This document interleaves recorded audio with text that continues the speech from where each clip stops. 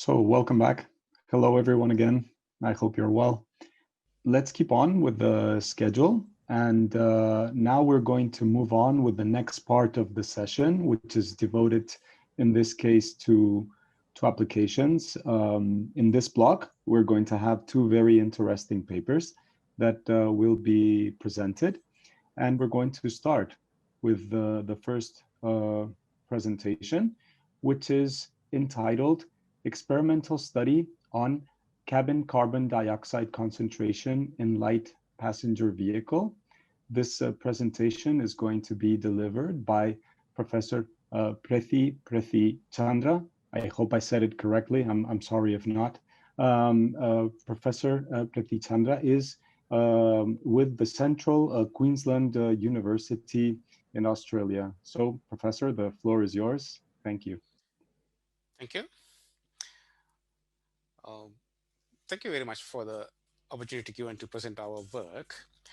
This is basically an ongoing study, and we present the preliminary results of the study. This is aimed to develop an intelligent system for recycling or refreshing the air in the cabin to optimize the air conditioning efficiency, plus optimizing the carbon dioxide concentrations inside the vehicles.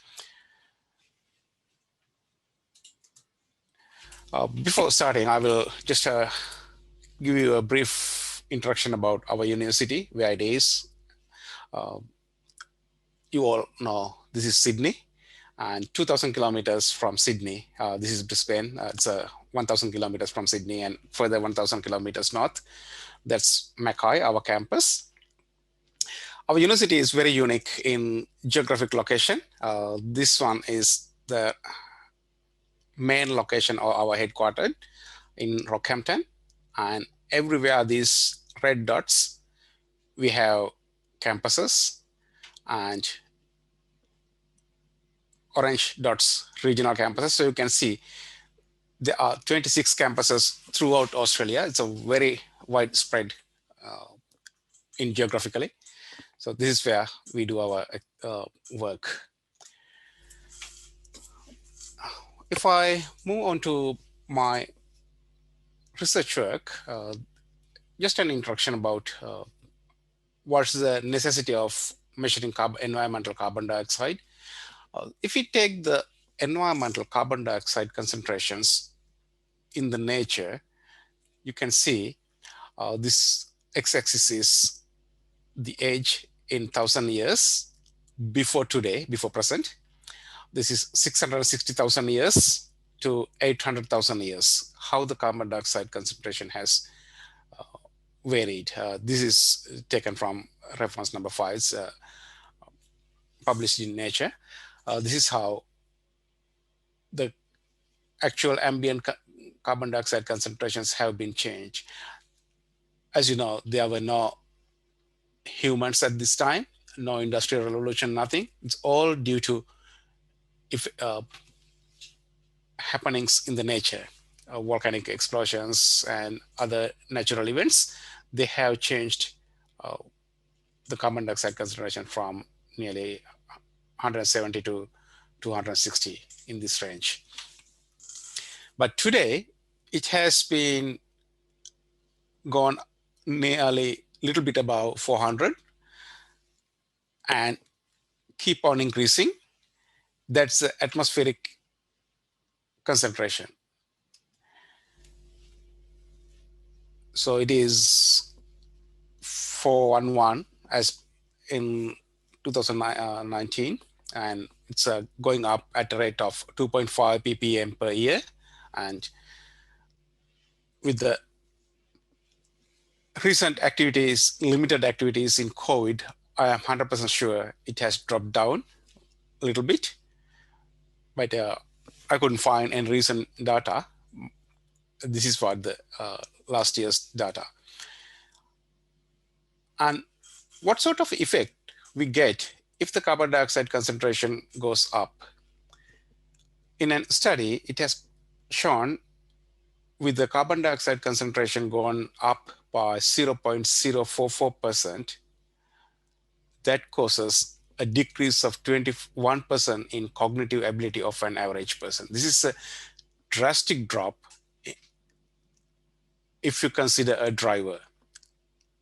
That's why we do this research, to understand how the carbon dioxide concentration inside the cabin affects the driver and the driving behavior.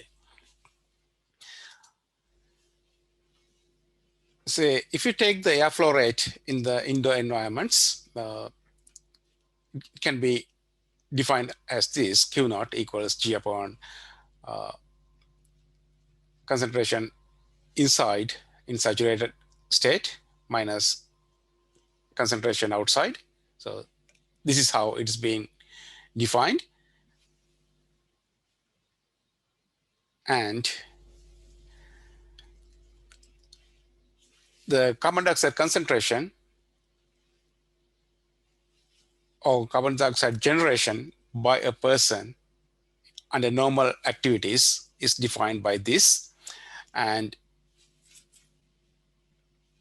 all these depend on the body's, because it's a metabolic action that depends on the body size and weight, height, and everything.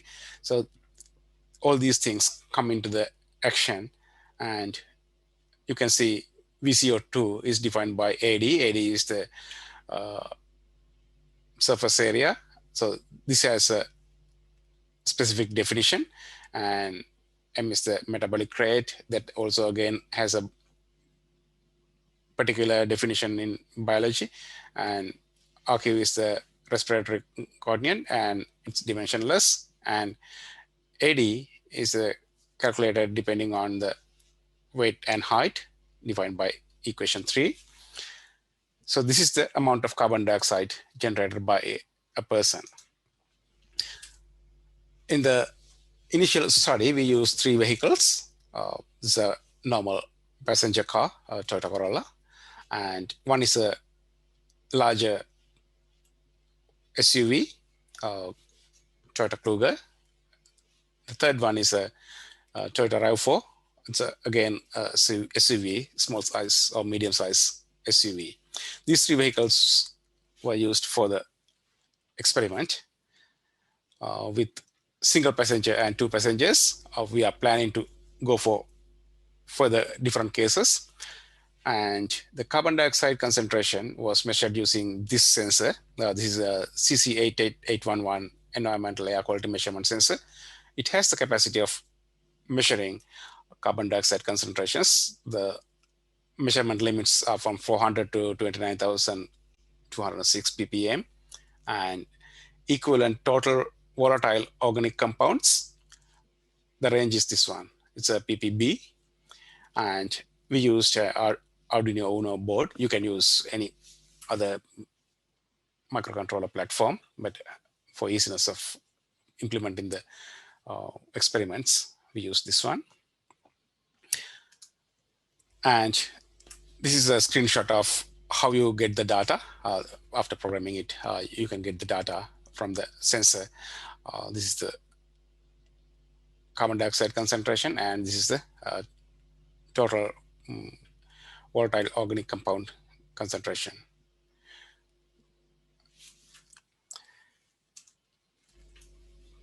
In this experiment is set for 1 passenger and 2 passenger trials, and trial periods: morning, again both 1 and 2 passengers, and afternoon 1 and 2 passengers. That's to do different runs with different outside temperatures, but inside temperature was kept around 22 degrees. Airflow control, 100% on recirculation mode, and the sensor placement, the sensor was placed just in front of the glove box. So this is the actual experimental setup. This is the sensor, and this is the microcontroller board, and it's connected to the computer via USB, and continuously it's sending data through the USB to this serial monitor. And these are the data we obtained. This is unprocessed raw data. That's why I said that this is an experimental study at the initial stage of the study. Here, this is a single person in the cabin, and this is the outcome of 2 persons in the cabin. The orange color one, the smaller cabin, smaller size passenger vehicle, Toyota Corolla, and blue one is the medium size SUV, and the Kluger is the larger SUV, ash color. So you can see it's clearly as expected. The smaller cabin gives the highest rising rate. Usually 2000 ppm is the upper limit of the recommended in-house carbon dioxide concentration. But this vehicle reached that level in nearly 1,300 seconds. But the Kluger takes much longer than that. But we still need to investigate why the RAV4 goes flat after 1,000 seconds or so. We need to do more and more experiments and see what caused that one. Maybe the airflow directions and the shape of the vehicle. And these things we need to employ multiple sensors in different places and reinvestigate that. Then comes the total volatile organic compounds. Again, the upper limit, recommended upper limit is about 700 ppb. In the single cabin, single person in the cabin, we did the experiment nearly 4,300, 400 seconds. It didn't reach that one, but with the 2 passengers in the cabin, it reached that level around 900 seconds or 15 minutes. So this is the initial study. And from that, we can see the incoming carbon dioxide concentrations reaches 2000 ppm level in 1,300, while the single occupant in the 500s with the 1,300 with a single occupant, and with 2 occupants, it reaches in 500 seconds here. So this one.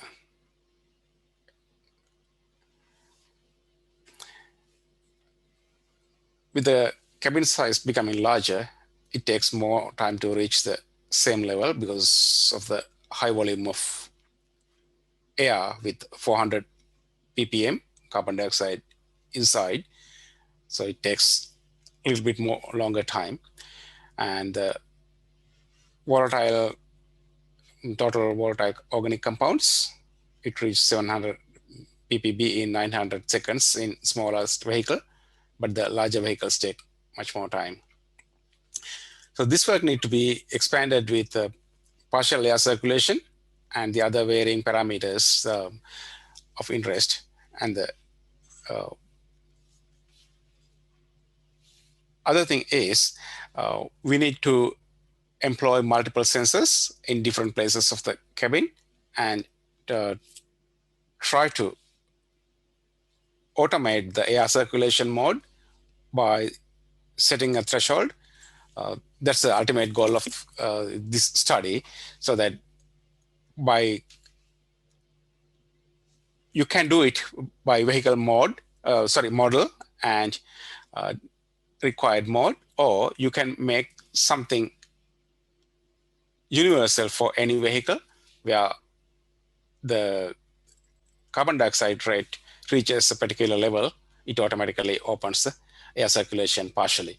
So that that's a long-term goal. And this is the initial study, what we have done, so that we thought we will share the findings with the other participants and the audience for their comments.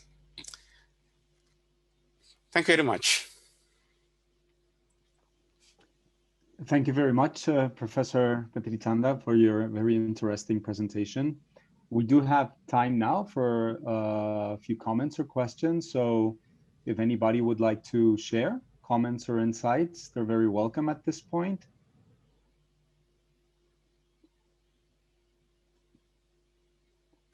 If not, I do have some questions and myself.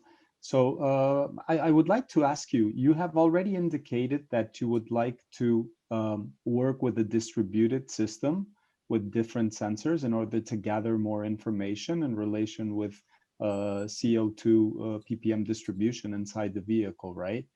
Mm-hmm. So the question is, would it make sense in that situation, instead of employing, let's say, a wired data logger configuration, to maybe couple your shields with wireless system in order to gather this info and send it to the ECU of the vehicle, or maybe even send it over a cloud to have some post-processing? Have you considered that type of configuration for your solution? This initial one is wired, but definitely when we deploy multiple sensors in different places in the vehicle, we definitely go for wireless mode. Otherwise, it will be really messy inside the vehicle. So probably they all will be talking to the main processor, which handles that one, and the processor will talk to the engine controls command center. Mm-hmm. Yeah. So the idea would be for you, because you stated this in the end of your presentation, and I think it's very interesting. The idea is for you to regulate airflow as a function of the info you gather from your sensors. Is that the final goal? Yeah. Before reaching that level, we want to get involved other scientists like psychologists into the study and do a sleep study of drivers in the meantime, and the relationship of carbon dioxide concentration of the cabin to the driving patterns. So then we can establish whether there is actual influence of in-cabin carbon dioxide concentrations. So for example, if we let the drivers drive in the normal pattern what they do, and in the background we measure the carbon dioxide concentration, at the same time we monitor the driver's eye browsing frequency and other things what we monitor for sleepiness. So from that one, we can see whether the driver is under normal conditions or is the driver sleeping. So then we can correlate that with the carbon dioxide concentrations. Then we can set the threshold values to open the recirculation vents. Sounds very interesting. Yes, indeed. That would be really interesting for the trucking industry, especially because they drive for long thousands of kilometers, especially in Australia and other bigger countries. So that would be really a health hazard. So we want to go into that level. Okay, looking forward to the next findings in ECSA-8. That would be fantastic. Thank you very much. Thank you very much, Professor. We would have time for maybe one quick question. I don't know if anybody would like to share now. In any case, we're going to have, as before, a little bit of time to share any comments if you would like to. So if we don't have any further questions, thank you very much once again. And we will now move on to the next presentation. And the next presentation is entitled Coping with Motion Artifacts by Analog Front-End ECG Microchips Under Low Voltage Supply and Variable Digital Resolution and Gain. This work is going to be presented by Professor Miguel Enrique Bravo Zanoguera from the Autonomous University of Baja California in Mexico. So, Professor, the floor is yours. Thank you. Okay, thank you very much. Let me try to share my presentation. Well, thank you, Francisco, for your introduction. The title of this talk is Coping with Motion Artifacts by Analog Front-End Microchips under Variable Digital Resolution and Gain. This study investigates how a typical ECG implemented with the AD8232 microchip is affected by motion artifacts. This work was done at the Autonomous University of Baja California and the School of Engineering in Mexico. So let me go next.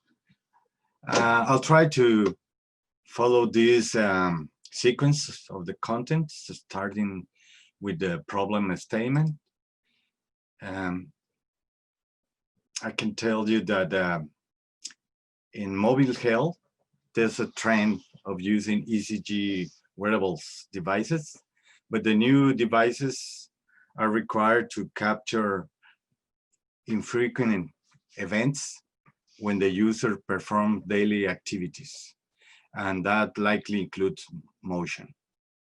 So, portable ECG devices are fabricated with typical resolutions of 12 bits. That might be sufficient for the purpose of monitoring, but when usually a high gain is applied, when waveform details are necessary to observe, and that introduces motion artifacts that can easily saturate the system.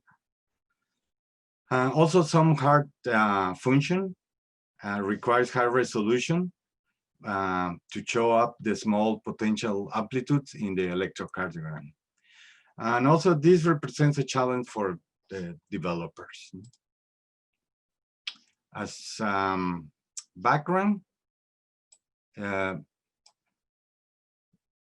whenever we use electrodes, the muscles might introduce electromyographic noise, which cannot be removed because it's not common mode noise. Also, long cables and dangling cables cause changes in the baseline. There are some other works that propose resolving the motion artifacts with the use of an accelerometer and intelligent algorithms. Our methodology is based on the previous work for rapid prototyping ECG device using the analog front-end AD8232 microchips and Bluetooth modules. But now we're centering on solving the motion artifacts just using variable resolution and gain. The objective is to find a solution for coping with motion artifacts in the ECG signal using standard configuration of the analog front-end stage, but also just using variation of gain and the analog to digital conversion resolution. The materials and methods, I'll try to cover the test subjects and the test performance, the configuration of the AD8232, the two microcontroller systems tested, and also talk a little bit of the resolution, the sample rate, the gain, and the acquisition of the ECG signal. As test subjects, there were 2 volunteers, because of the electrical axis of the heart, one of the volunteers, the recording was with lead derivation 1, and the other volunteer, we did the recording with lead derivation 2. The test were of 3 types. One in resting state, other one in a stationary gait, and also on treadmill at different speeds. In this image, we can see the simulation as a way to compare the frequency response of the configuration of the AD8232 as a cardiac monitor. We're using just the typical 0.5 to 40 hertz bandwidth, flat bandwidth, and we obtained the specs for that configuration from the manufacturer and used the filter design software for the AD8232 manufacturer with just using the components for that configuration. And also we did a multi-sim PSPI simulation with those components. And as a way to verify the frequency response for that monitor configuration we'd like to test. Here, these are the two microcontroller systems. One is the low resolution system. It's the Arduino Nano that has the Atmega 328 microcontroller. And the high resolution system microcontroller is the Silicon Labs that has the microcontroller C8051F350. Both of the microcontroller has enough sampling frequency. Only one is 10 bits. The analog to digital conversion is 10 bits, the Atmega 328, the low resolution, and the other is 24 bits, the Silicon Labs microcontroller. The type of conversion in the Atmega 328 is successive approximation, while the Silicon Labs high resolution is sigma delta. The analog input type for the Atmega 328 is single-ended, and the input for the Silicon Lab is differential. For the digital memory resources, it appears that the Arduino Nano has better resources. Here's the hardware connectivity block diagram of the two systems.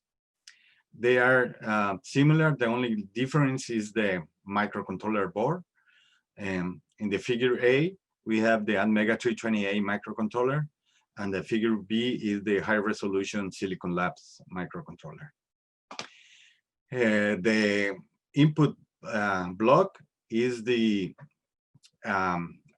cardiac monitor board. This is the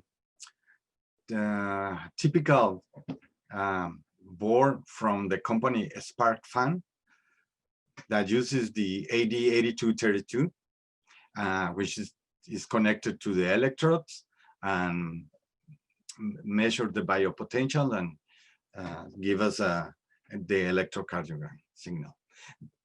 For the case of the low resolution, this is a single-ended signal, and for the high resolution system, the output is differential. So we did just a minimum of modifications to that board, to the Spark Fan board. Both systems are connected to Bluetooth and to a PC. This is the implementation of the system. Figure A is the low resolution. It has the Arduino Nano, the Spark Fan board, the monitor, cardiac monitor board, and the Bluetooth module. And the figure B is the Silicon Labs prototyping board. Here we can see the same Spark Fan board for the cardiac monitor and the Bluetooth. Probably you can see the minimum modifications we have done to the Spark Fan board. And here you can see visually the type of noise of the systems. For the low resolution system, the dominating noise is the quantification noise. At 120 hertz sampling frequency and low gain, you can see the quantification noise, and also at higher frequency, 360 hertz sampling frequency, the quantification noise still dominates any other form of noise. While in the high resolution system, at the 120 hertz sampling rate, you can see that it's almost clean, the signal, but as the sampling frequency is increased, the noise starts to appear. So this is a situation or consideration for the high resolution Silicon Labs system, that as the sampling frequency increases, the noise also increases, and that also limits the number of bits that are effective. No, this is a 24 bits ADC, but as you ask for a rapid lecture or readout, the effective bits are reduced because the noise is increasing.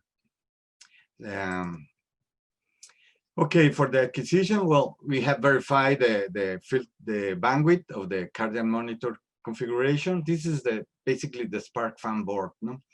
That has the AD8232, and the Arduino Nano and Silicon Labs platform are added, and Bluetooth transmission with the HC05 module was incorporated.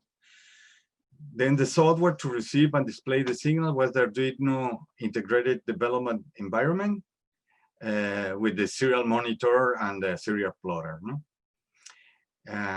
The Bluetooth module and the communications ports of the computer were configured at about rate of 115,200, and the sample rate for both microcontroller system was set to 180 Hertz.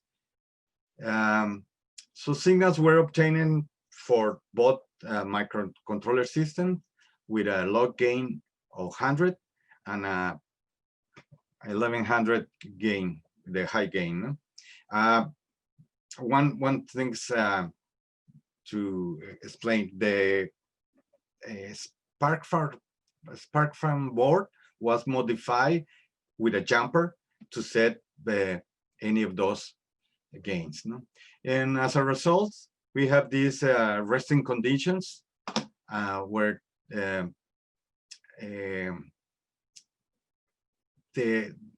ECG signal for the low gain in the low resolution system, well, it has very limited amplitude range, only 19 digital units from peak to peak. As the gain is increased, the Atmega 328 is able to capture more range of the signal. No? And you can see the improvement in the ECG signal. No? And for the low resolution system, with low gain, the signal has enough amplitude range, but as the gain is increased, it also includes more details in the signal. You can see that in both systems, as the gain increases, there's more detail in the QRS complex. No? Okay, now for the test of saturation of the motion artifacts. In this test, a volunteer did a stationary gait for about 4 seconds, and then a fast sudden movement of the arms. This was replicated all for both systems, the low resolution and the high resolution, at both gains, 100x and the higher gain of 1100. This test produced 3 results or 3 figures. We're going to show only the high resolution system results.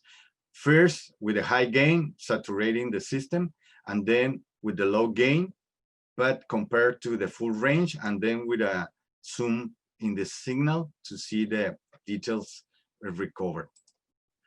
So this is the motion artifact that results with a high resolution system, microcontroller system, but in figure A is with the high gain, the 1100. So you can see that when motion of the arms are done by the volunteer, it saturates the system in the upper level, also in the bottom, at the bottom level. So when the gain is reduced, we obtain figure B. So you can see the signal obtained compared to the full range. These red lines show the bottom of the range and the top of the range, or the complete range of the analog to digital converter. So when we apply a scale zoom, we can see the details of the signal. So there's the ECG signal, the details of the ECG signal writing on the baseline, but with motion artifacts. But this is still enough. The signal has not saturated, so we have the information, and it's possible to recover the ECG signal by applying a second order filter, just to eliminate the main frequency that corresponds to the motion artifacts. So the system, the signal is recovered. And in conclusions, I could say that the low resolution system, the Arduino platform, has a large quantification error that dominates any other type of error. And the high resolution Silicon Labs system has higher susceptibility to noise as the sampling rate increases. In resting state test, the Arduino platform has good waveform, ECG waveform, but during motion test, the system shows sensitivity to saturation due to the motion artifacts at high gain.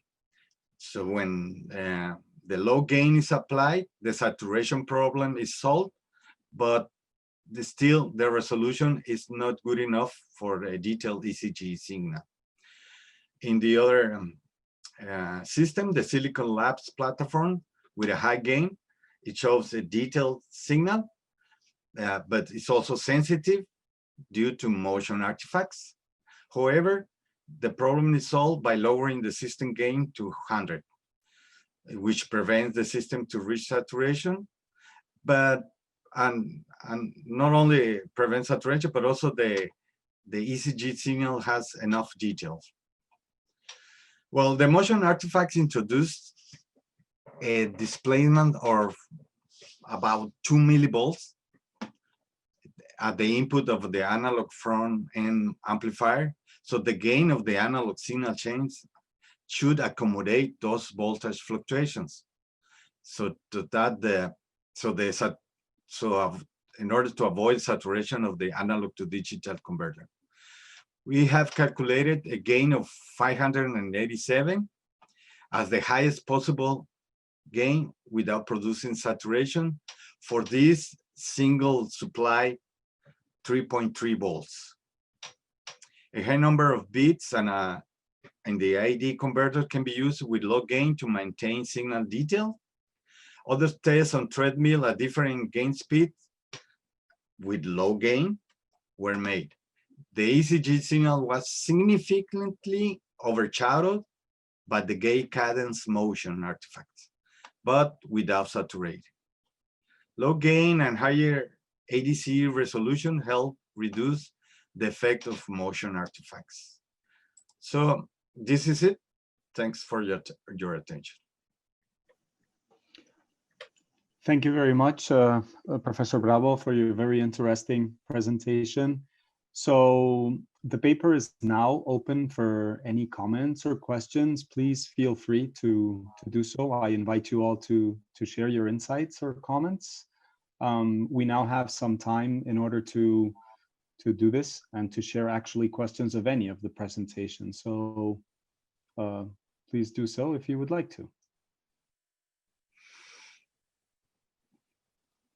In any case, while people think if they would like to ask something, I would like to ask you, Professor, you have provided a very interesting analysis of both platforms. Let's say one of them, let's say on the low end and the other one on the higher end in terms of resolution. What is the cost comparison between both platforms? Well, in cost, I could say it's not much. I mean, electronics are low cost, And also the main difference will be that the Arduino platform have a lot of more support, but even these higher end microcontrollers of the Silicon Labs, I think most of the semiconductor companies now are doing a very good job of providing prototyping boards and software. But Arduino has a community of a large community for software developers and many the sensors or solutions oriented with the Arduino. But I think that would be probably the difference, not necessarily the cost. Mm-hmm. But even the board for Silicon Labs is not that expensive. Well, the cheapest is the Arduino, no, the Arduino boards, but it's not that expensive. The other higher end microcontroller boards. Mm-hmm. So thank you for the comment. I'm asking this because there's usually this, let's say, state of opinion in relation with the use of IDEs like Arduino, in the sense that they're more to experiment and play with, whereas other higher end platforms are more devoted, let's say, for end product development, right? But when you discuss let's say, the inner works of getting these devices going, it comes to reality that in many cases, you can use these Arduino-based platforms in order to do the development to very, very, let's say, developed stages. And then in the end, you can go for your end integration, doing whatever you want, because obviously Arduino could be too big or too bulky or whatever, right? So yeah, I mean, it's a question I'm asking just of curiosity. No, you're right. Let me add something. I mean, is one starts with Arduino because you want to do fast development. Mm-hmm. Also, these boards like from SparkFun, they provide many sensors. So usually one goes to what is already developed for let's say the fast development, but not necessarily it's going to be the final product. But it's how we probably want to start to have understanding and knowledge of the product you want to develop. Because the market is asking for fast response, no?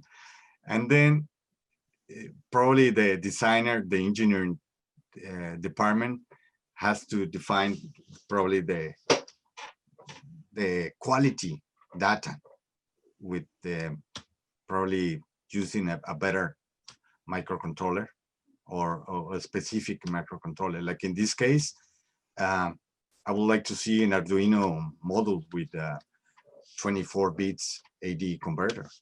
Mm-hmm. And also a lot of software resources, but it's probably not available. And that's is a way that you can play in order to gain knowledge, you know, and to have a product, you know, that compete fast in the market. So everything is valid, no? Mm-hmm. Mm-hmm. Yes, for sure, for sure. Thank you very much. Fully agree with you. Thank you. Now, does anybody else have any questions? We still have a few minutes. If anybody would like to add any comments, any questions in relation with any of the presentations that we have, these very fine presentations we have had in this session. Okay, in any case, as you know, we will talk this later. The presentations are going to be available in the ECSA-7 website for further comments and discussions in the web platform. So I do encourage all of you to go in, have a look at all the presentations and provide your comments. They're very useful for the ECSA committee as well as for all of the authors in order to gain insight. So please feel free to do so. And at this point, I would like to thank all of you. Thank you very much for these very interesting presentations and for sharing your time with all of us. Thank you so much. And also thank you for your patience, because I'm very aware that you're in very different parts of the world. We haven't said this, but I'm not very sure what time it's in Baja California or what time it's in Australia, but thank you. Because I'm sure it's either or very late or very, very soon. So thank you very much for being there and sharing your time with us. We should be moving on to the closing ceremony. I'm not sure if we should start now. I think it's 11:42, 11:43. So Charlotte, I'm not sure if we can start now or we should wait a little bit, or... No, it's okay. I mean, it's only 2 minutes, 2-3 minutes before the time, so it's perfectly fine. Okay, then. So then if you allow me, I would like to share my screen. I have to work now a little bit this time. So first of all, thank you once again, everyone, for participating in the conference. Of course, obviously, without the participation of all of the authors and all of the contributors, ECSA-7 would never be possible, as well as all of the previous ECSAs, right? I would also like to express my gratitude to all of the MDPI team, which have been working intensively in relation with the conference and make it possible. So thank you very much. I would just like to say a few comments in relation with the closing ceremony. The first one would be in relation with the best paper award in relation with the student session. And I would like to say that this year it was very difficult. It's always very difficult because you see, there's always very high quality works that are presented, and there's really a lot of effort behind. And this year we had a very difficult choice. The evaluating committee in relation with the works, 10 works were presented in the student session. All of them are very, very valid. And in the end, the work that has received the best student award is the work by Matteo Torsoni, entitled A Combined Model Order Reduction and Deep Learning Approach for Structural Health Monitoring under Varying Operation and Environmental Conditions. So my warmest congratulations on my side and on behalf of the evaluating committee of ECSA-7 to you, Matteo. I think that you are connected, right? Yeah. Can you hear me? So yes. So I'm going to stop. I'm going to give you the word. I'm not sure. Do you need to share your screen or anything? No, I don't. Okay. So then I will just leave the floor to you, Matteo. Congratulations. Thank you again for the introduction, and good morning to everybody. It's an honor for me to have the opportunity to speak today. Firstly, I must say I'm very grateful to receive this award as Best Student Presentation. And as I do so, I wish to recognize the fundamental contribution of my research group at Politecnico di Milano and co-authors Luca Rosafalco and Andrea Manzoni. I'm very grateful to MDPI and journals Sensors and Chemiosensor for this ECSA Student Award. It will be for sure a great boost in encouraging my future research works. And finally, I grateful acknowledge all the ECSA-7 conference organization team and committee. It has been for me a great pleasure to be part of this 7th edition. And once again, I want to express to all of you my gratitude for the wonderful experience. So thank you very much. So Matteo, thank you very much. Congratulations. I'm sure this is going to be the start of many exciting milestones in your journey. So oh yeah, I really hope. Thank you and good luck. Thank you. So let's keep on. I would also like to share with you some of the highlights in relation with ECSA-7. For some of you, probably you have followed ECSA conferences from its very beginning until now, and I have to say that we are very, let's say, happily surprised with the evolution of the conference in itself. You know, this is like a very, very interesting experience in the way in which we can develop a conference and the way in which we can disseminate results. And right now in this COVID era, it seems pretty, let's say, straightforward that conferences have to be held in a virtual way. And I'm sure that all of us in these past months have had to share contributions in our traditional conference venues using virtual methods. But you see, ECSA was born initially this way. And this was something that I have to say as a participant of ECSA at the time, it was something that wasn't very well understood in the community. So we're very happy to see that as time goes by, there is more interest in the ECSA conference, and actually participation is growing rapidly. This year, as you can see, we've had 100 papers accepted, and we've had approximately almost double of these submissions. So as you can see, we're approaching numbers, let's say, of conventional, traditional conference venues. I would also like to say that this has led to the development of 10 different sessions. And these sessions span really all of the areas of interest in relation with the sensor community. As you can see, we have the chemo and biosensors session, the application session, which we've had two of the contributions today. Optical sensors, we've had for 2 editions now, women in sensors contributions, physical sensors, and then topical tracks in relation, in this case, with smart cities, wearable sensors, structural health monitoring, sensor networks, and as we said before, our student sessions. So as you can see, ECSA is growing in good health, and that would never be possible without the aid of all of the authors.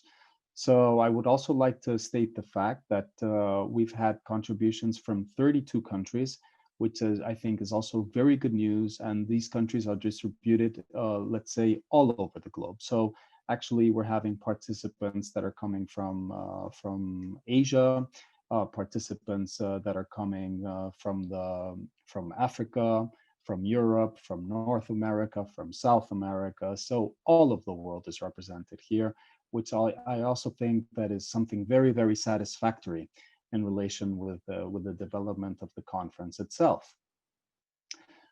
Some of the things that I would like to state and to share with you, as you know, that let's say the development of the proceedings leads to the preparation of the conference proceeding papers within the MDPI Journal of Engineering Proceedings. So this work is being done underway. I'm sure that you are receiving the reminders from the MDPI team in relation with the paper format and the preparation in order to have the final documents uploaded. You will be receiving news in the upcoming dates in relation with the final uploading of these documents, and they're going to be archival and they're going to be available in the MDPI website. I would also like to remind you that, as we said before, all of the contributions are going to be stored within the ECSA-7 website. And one of the very interesting features that ECSA has always enabled in its development is the possibility to share the presentations with all of the community in order for everyone to provide insights and comments in relation with the works that are presented. So, and you know, as an author as well, I find very interesting to read and to see all of the advice, all of the comments, and all of the items that can be highlighted or have to be, you know, reworked or that can be improved. So I do recommend everyone to take a look at the web and to check out all of the papers, and of course all of our own papers, in order to see what are the impressions and what are all of the positive comments that are available there. So please feel free to do so. It's going to be available there for your visualization anytime that you want to access. Also, I would like to remind you, as usual, there's going to be a special issue within the Sensors Journal in relation with the ECSA-7 conference. So as you know, you are entitled to a 20% voucher, if I'm not wrong, in relation with the final acceptance of the paper. If the paper that is presented and accepted in the Sensors Journal is the conference, or the extension of the conference paper presented with an ECSA-7. Of course, as you know, it's going to go through the usual peer review process, but I do invite you to send your manuscripts to the special issue. I think it's a very nice opportunity to gain visibility in the work already presented with an ECSA-7. So please take the chance of considering sending your works to the special issue. Moreover, I would like to share with you that obviously there is going to be an ECSA-8. We are thrilled with the idea of organizing it. To be honest with everyone, we're still having to think on it, but if things work as usual, please expect to have, following a calendar that is going to be similar to the one of this year, another ECSA conference next year. Of course, by definition of the conference, it's going to be a virtual conference, and we're going to further improve the way in which the conference is developed. This was the first year in which we decided to go for the presentations in this live streaming method, and also recording, as you know, the presentations, which are going to be available, all of these recordings for everybody. So next year, hopefully, we will be following the same approach, which I think is very interesting in order to increase interactivity with all of us. And hopefully, we will see all of you here contributing your very, very interesting works and your updates. I think that most of the works that are presented require updates. So it's going to be fantastic to see how work has evolved and to share all of these new findings with everyone next year. Once again, I would like to thank everyone for your participation, all of the authors. Once again, thank you so much for making ECSA a reality on behalf of all of the technical committee of ECSA and Professor Mariani, Professor Messervei, Vayan, Professor Bose, and myself. We would like to thank all of you for sharing your very interesting work with us. And also, again, my gratitude to all of the MDPI team. They're very patient with all of us. So thank you very much for making possible to have this ECSA conferences come true. And at this point, I would like to thank you once again, all of you, for sharing your time with us today. And for me, I think that we can proceed to closing the conference. I'm not sure if any one of my colleagues within the conference committee would like to share any comments with us, or? Well, for my part, and obviously on behalf of all the MDPI personnel, we are also really happy to be hosting this kind of events, and we also wanted to thank all the speakers and all the people involved in the development of the conference. Thank you so much. Thank you, Charo. Thank you very much. So if there is nothing else, I think that we can close the event. Okay. Okay. Thank you. Bye-bye. Thank you very much. Take care, everyone. Bye-bye. See you next year. Bye-bye. See you next year. Bye-bye.